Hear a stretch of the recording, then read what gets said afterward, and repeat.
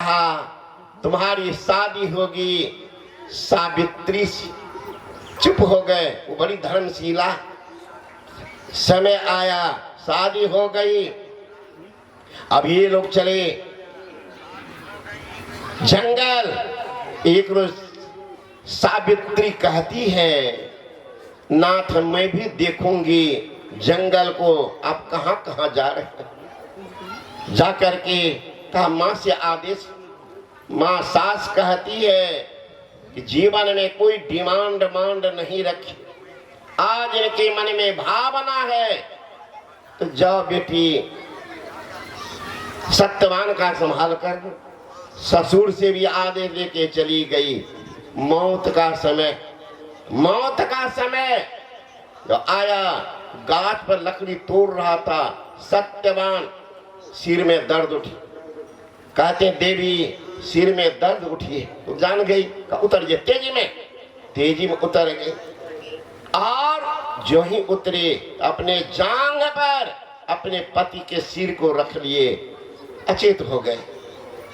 अब धर्मराज के दूत आते, खड़ा होकर के लौट जाते। अंत में कहा जमराज को आप स्वयं जाइए, आप स्वयं जाइए। जमराज के दूत तो टिक नहीं पाएंगे क्योंकि वहां की सती साध्वी नारी बैठी है, शरीर में इतना तेज है, हम लोग जाएंगे तो जल करके राख हो जाएंगे। आप जाओ। आए हैं जमराज। जमराज कहते हैं कि देवी तुम अपने जंघा से उनके सिर को हटाओ। कहा हम हटा देंगे, ये मेरा दुनिया उजड़ जाएगा। का विधि का विधान है, उसमें व्यवधान मत डालो। बहुत अनुनय विनय जब जमराज किए हैं तो सावित्री सिर को नीचे करती है। जमराज उनके सूक्ष्म शरीर को निकाल लेते हैं। विश्वास कीजिएगा, यह स्थूल शरीर है, इसके भीतर में सूक्ष्म शरीर है, उसके भीतर में कारण शरीर है, उसके भीतर महाकारण शरीर है, उसके भीतर में कैवल शरीर है। ये एक शरीर आयु पूर्ति होते छूट जाता है, या ट्रेन में कट जाने से, विष खा लेने से शरीर छूट जाता है, लेकिन इसके भीतर में रहने वाला शरीर बिना ध्यान भजन की नहीं छूटता। चाहे इस जन्म में करो कि 10 जन्म के बाद, करना ही पड़ेगा, करना ही पड़ेगा। सोचिएगा बाईपास रोड से निकल जाएंगे, भगवान के दरबार में बाईपास रोड नहीं बना।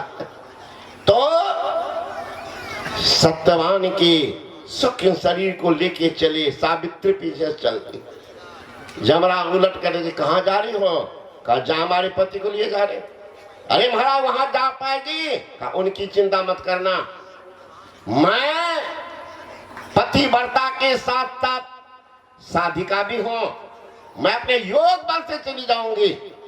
चलो कहां चलते हो? यमराज देख लिया ये तो चली जाएगी, योग बल से चली जाएगी। कब सुनो, कोई एक वरदान मांग लो और लौटियो। एक वरदान मांगो। देखिए बुद्धिमान, एक वरदान में कई वरदान। एक वरदान का दे दो। क्या? मुझे 100 औरस पुत्र हो और उस पुत्र को सोने की थाली में उनके दादा दादी खाते हुए देख ले। दादा दादी अंधे हैं, सोना की थाली जब तक धन नहीं तो सोना की थाली कहां से?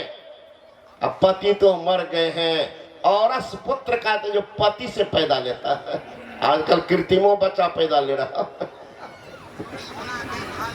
तो पति से जो पैदा लिया वही औरस पुत्र होता है। का एवं मस्त। फिर जमराज चल दिए, पीछे से चल दी। का अब कहां जा रही? और कुछ मांगना है? का मांगना तांगना नहीं है। का तब आपका वरदान सत्य हो, यही आपसे मैं भीख मांगती हूँ। मेरा वरदान सत्य, मैं झूठ बोलता हूँ? का झूठ बोल ही रहे, झूठ तो बोल रहे हैं। आपने 100 औरस पुत्र होने का वरदान दिया है, अब पति के लिए जा रहे हैं। पति को लिए जा रहे हैं, पति नहीं तो पुत्र कहाँ। यमराज कहते हैं देवी तुम जीत गई, मैं हार गया, लो तुम्हारे पति को मैं जिंदा कर देता हूं। यमराज के हाथ से अपने पति को छीन करके ले आई है। ये है भारत की नारी। पुरुष भी शादी हो गई, बाद में पत्नी लुल्ही नंगरी अनरी बहरी हो गई, फिर भी बूढ़ा साथ में छोड़ते, जिंदगी का निर्वहन करते। इसीलिए जितना अवतार हुआ है, ऐसे सती सावित्री चैत्रमान के घर में भगवान आए हैं। इसे 24वां अवतार भारत में हुआ। दुराचारी के घर में भगवान आते है ना, दुराचारी घर में भगवान। इसलिए कोई अवतार अन्य देश में नहीं, भारत में हुआ। ये भारत की परंपरा रही है। धन्य है भारत के पिता, धन्य है भारत की माता, जो सतीत्व धर्म का निर्वहन करती है। एक पत्नी व्रत तो नियम को बनाए रखते हैं, वो तो साधु पुरुष। तो सब जगह पार्वती से कहा गया, हे पार्वती, भगवान शंकर समाधि में बैठे हुए, और उसमें देखो पार्वती भूत पिशाच के साथ में रहने वाला, शमशान घाट में रहने वाला,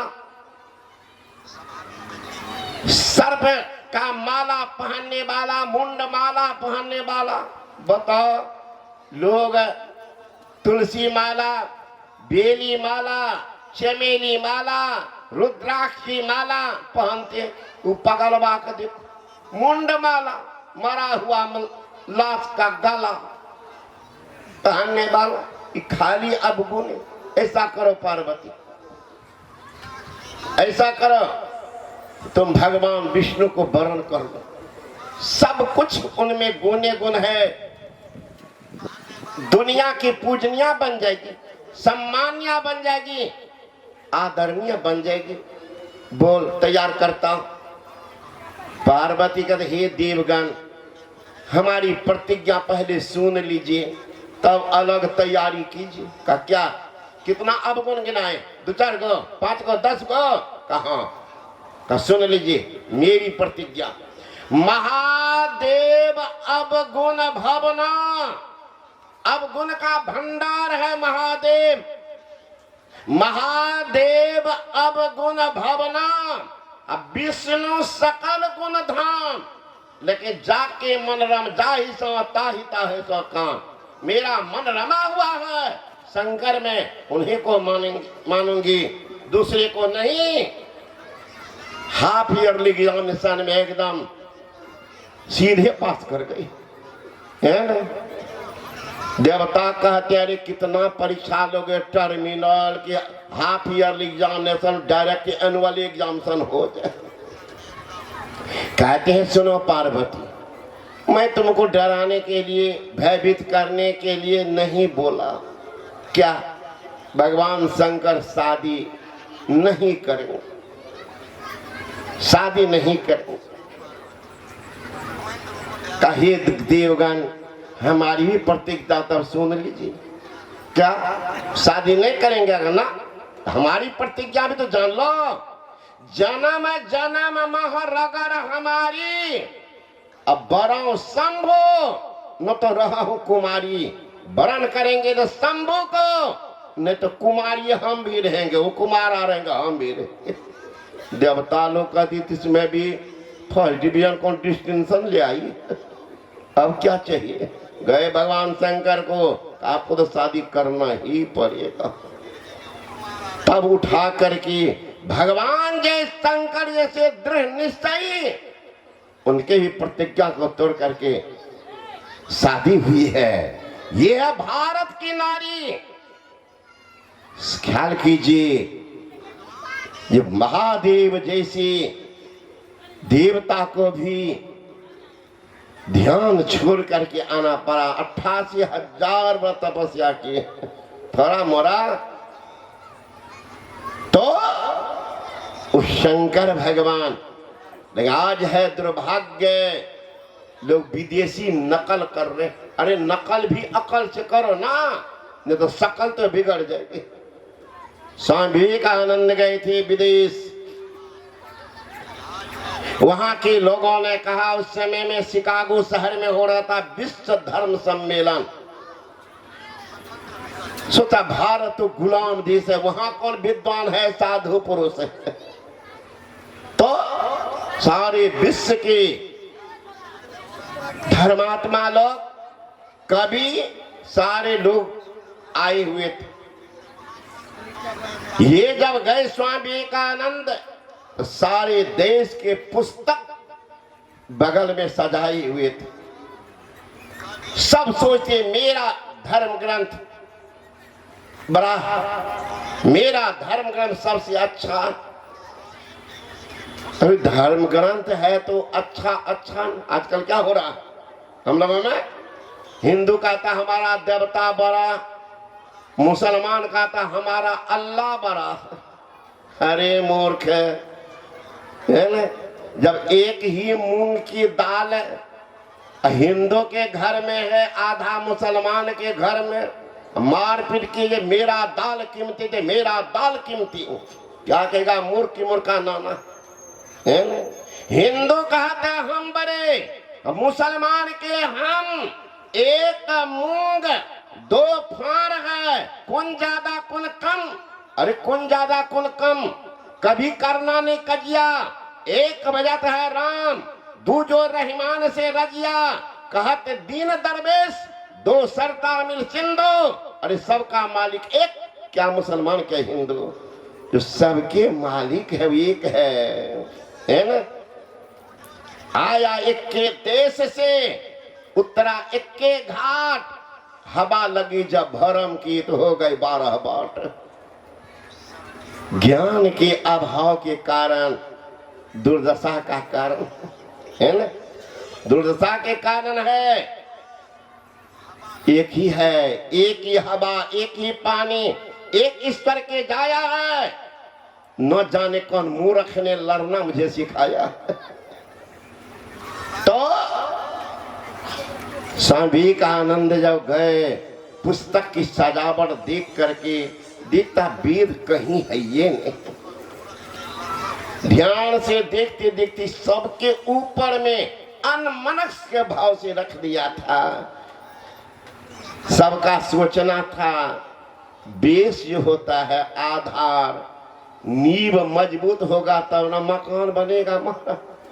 इसलिए मेरा नींव मजबूत है, सबसे देखो कपार पर बैठा लिया सारे धर्म ग्रंथ को। देख रहे हो उन लोगों का विद्वान का कथन था। स्वामी विवेकानंद देख रहे वह बोलते क्या, 24 साल का नौजवान वहां उद्भट विद्वान बैठा, तो कुछ बोलते तो बनता नहीं, तो मुस्कुराहट को कौन रोक सकता, हंसने लगे। मंच से एक विद्वान डॉक्टर बेंजामिन की नजर गई, ये नौजवान क्या देख रहे हैं, देखते हैं देर से हंस रहे हैं, रह के हंस रहे। उठ के गए, कहा नौजवान इसमें क्या आप देखे कि हंस रहे हैं। कहा महाराज मैं जो चला इस सम्मेलन में भाग लेने, कि मेरे आराध्य देव शास्ता मेरे गुरुदेव रामकृष्ण परमहंस जी महाराज ने कहा कि बेटा तुम अल्प व्यय के हो, कम उम्र के हो, वहां उद्भट विद्वान होंगे, बेटा शिष्टाचार के साथ रहना। जब मैं यहाँ आया तो अपने गुरुदेव के वाणी को सत्य होते देखा। देखिए ज्ञान की थप्पड़ शुरू हो गया। मैं आया तो गुरु महाराज की वाणी को सत्य होते देखा। क्या देखा? गुरु महाराज ने कहा उतभर विद्वान सब हैं, सचमुच में आप विद्वान हैं। ये पुस्तक आपकी विद्वता को प्रदर्शित कर रही है। जिस पुस्तक को जैसे सजाना चाहिए वैसे आप लोग सजाइए। धन्य है आप लोग। आज जितना धर्म ग्रंथ है, शिव के सबके कपार पर चढ़कर मेरा वेद बैठा हुआ, सबसे उच्च स्थान पर मेरा वेद बैठा हुआ है ना। सोचने लगा कि भाई तो ऊपर रखते थे, छक्के मारता है, एक रन दो रन लेता ही नहीं। दूसरे दिन सजाया तो सबसे नीचे में रख दिया है ना। दूसरे दिन फिर विवेकानंद देखा तो और जोर से हंसा। का आज क्या देख रहे हैं कि सब में होर मच गया, सबसे